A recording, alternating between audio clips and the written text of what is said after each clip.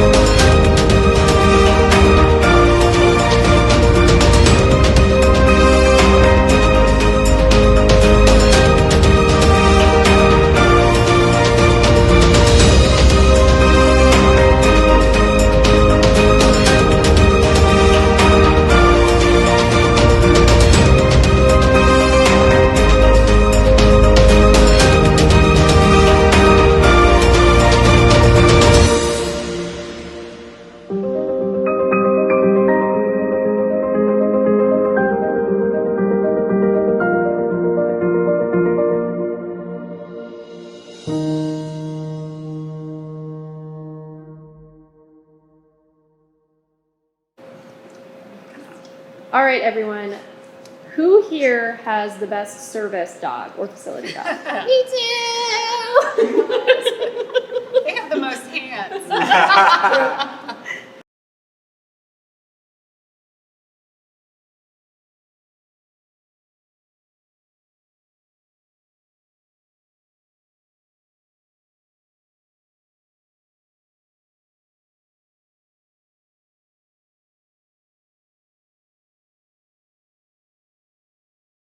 Hi, I'm Josh.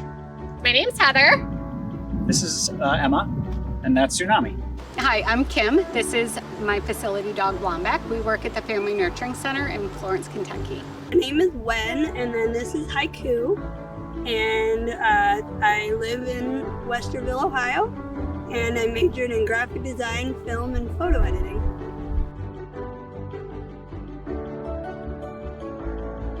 I think it just came about, I have a love of animals. It's just a love of animals, and I thought, how neat would it be for her to have a constant in her life, something that's constant, somebody who's always someone who's always there, and it just seemed like the right thing and could help her kind of become more independent, other than a person. So I thought, why not apply? I had been researching different ways to bring animal-assisted interventions into our therapy and prevention programs, and connected with a handler at Cincinnati Children's Hospital who told me about facility dogs and told me about Canine Companions, shared with me her dog that she received from Canine Companions, and from there I submitted an application, and 9 months later, which is an incredibly fast rate, we were called to team training. When I was in second grade, the Canine Companions came to my elementary school and also to the zoo, and it was so cool to see other people like me in wheelchairs able to be more independent with a dog.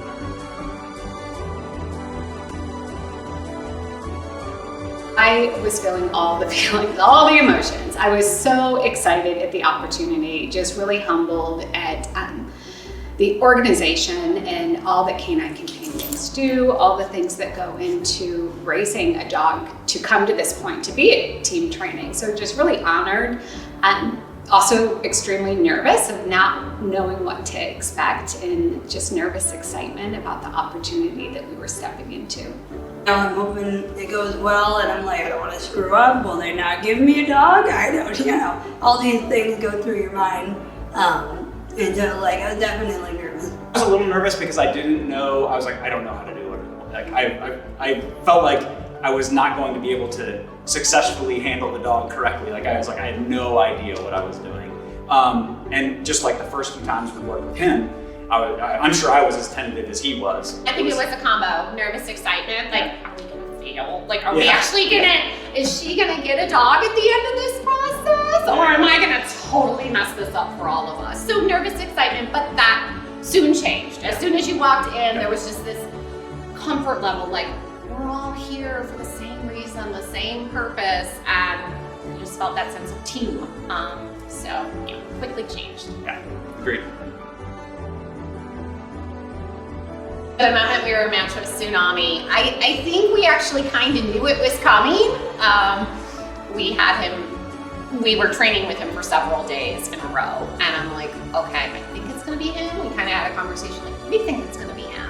And when they said, Tsunami is your dog, it was just like, oh, pure joy, pure joy. Yeah. It was just a great match for us. He was just his personality is just so phenomenal and just fits in so well with all of our families. So it's really nice. Blomback has an amazingly sassy, stubborn side of her personality. A lot of the tasks were challenging when she would decide that she didn't really want to do them for me. And they let me know that they matched me with her specifically because they thought I would be a confident handler for her. So I always would have to remind myself of that. My first service dog, Yuki, almost everything was challenging just because it's new. And I was worried I'm not doing it right. Why isn't she tugging? Why is she doing everything the way everyone else was? And I think at first, being young, I didn't trust the process. and I was like, something's not working. And then sure enough, after graduation, we just clicked and everything was smooth sailing. As we were going around and doing training, they were all sitting by us, just like Tsunami is right now. But there was a point where the trainer actually said, okay, I'm gonna let them play a little bit. And so he released them all. And it's funny because you say release and like 10 to 15 dogs just all know the command and they all get up and they do their own thing. And they were just wrestling and running all over each other and running around the room. It was hilarious because up to that point, they weren't really, they were service dogs. They were listening, they were very intent, they were very passive. They didn't act like we would typically see a normal dog act like. And so that was really, really cool to see because I remember I thought it was hilarious. All of a sudden it's like they're playing and then it's like, yeah. Okay. That's a good point. Then quickly they turn back into like this service dog that is just, okay, in a down. And those were my friends and they still are, but now I'm back on duty. So just super cool, really neat to see. It was impressive, for sure.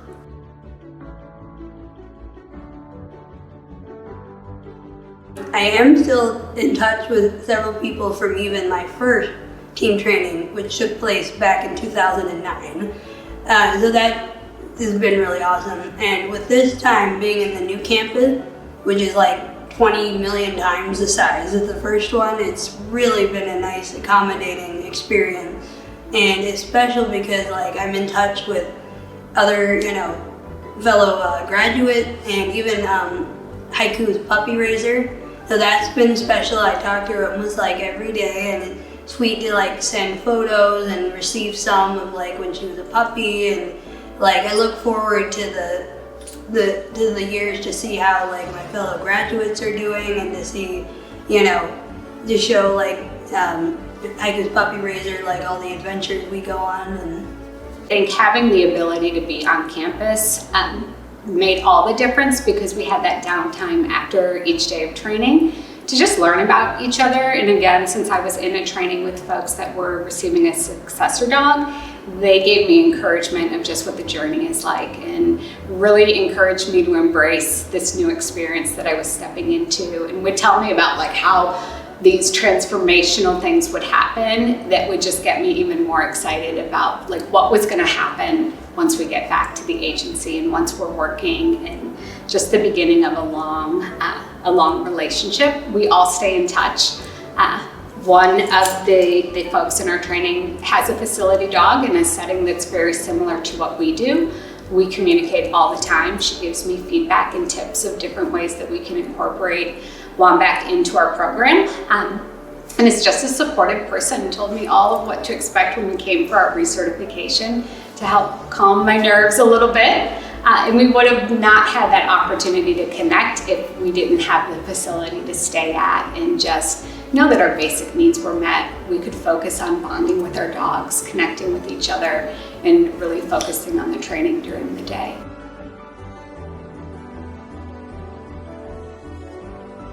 A lot of our success with Wombat is she is the first thing people want to see when they come to our programs. We work with a lot of children and families and adults who have experienced violence or abuse, and we provide treatment and prevention services for them. So when they come to our agency, that's what they're walking in with. My office is up front, and we have a window. Wombat's window is right by the front entrance. And it's the first thing people see, and it makes them excited to come. They kind of forget that they're coming to do this really heavy, hard work of healing, and Wombat makes that an easier transition, which never gets old to watch. Yuki was amazing. She was the best first service dog because she was so calm, she loved to work, and she was able to teach me so much about doing commands. She was able to teach me about like having more confidence, and she gave me the college experience that I think every kid dreams of.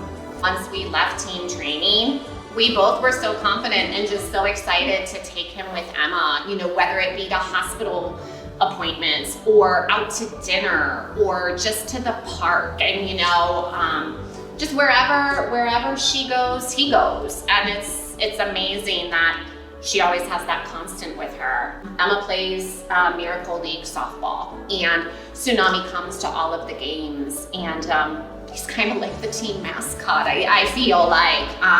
Tsunami's been to the beach with us, and that was a great experience. He's a part of everything that Emma does, whether she's hospitalized and is inpatient, he's right there. She comes with me to work. Definitely helps me pick up all the things I keep dropping. We've gone to the Renaissance Festival for the first time. We went to the Franklin Park Conservatory. It was called Pumpkin Aglow, which was really cool. And I plan on taking her to conventions like I did with Yuki. So I look forward to that as well. I love having him around, and having him around for her. But you know, just seeing what Canine Companions had to offer, and how caring and how specific they were to make sure that they had good fits for people like Emma. That's where things really started to mean a lot to me, and where I really felt like this is such a good thing.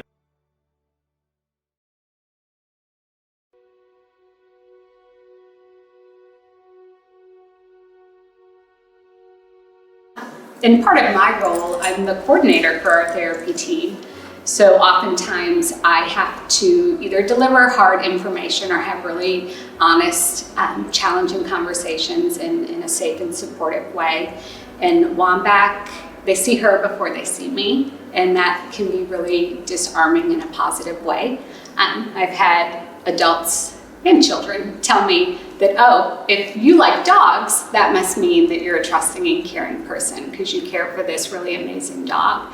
So Wambach gets me into some really challenging situations with a little grace and love and fur, and it makes it a little bit easier for those families to talk about things that can be really hard to talk about.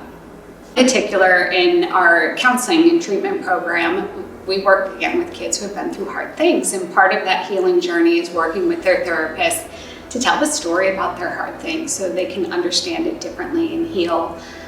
We have an 8-year-old who is in the process of doing that story, and when they were preparing to do that work, we always make a plan and ask, what do you need to help you feel safe when you're here? And all she wanted was Wambach.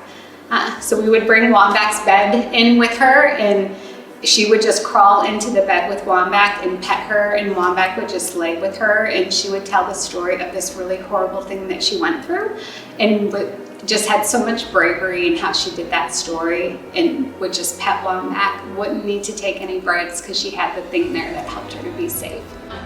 So for Emma, being at home just on a daily basis, Emma's 19 years old, and typically kids, have chores to do at home. And so Emma's chore every day, this, is feeding her dog.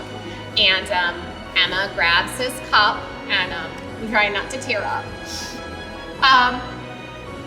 It's just really cool because I didn't know she was capable of doing something like that. And it's really neat that she can feed him. And then she touches her, she's nonverbal, and she touches her little switch piano. I'm sorry. And she's able to release him to eat. And it's just incredible because I think she takes a lot of pride in that. And it's so incredible because he knows that he gets fed by Emma, and Emma's the one doing that, and that just further develops a bond between them. And I'm so sorry, I didn't think I was gonna cry. But it's just really neat to give her a chore. They also, the cuppy catch ball. So we call this cuppy catch ball. It's a paddle that we put around Emma's wrist. It's a Velcro ball.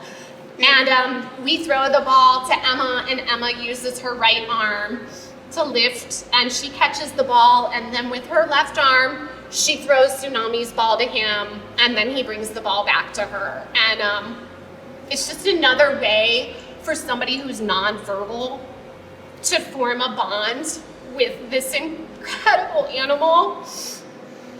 It's amazing. So I say yes, you love Tsunami, huh? Yeah.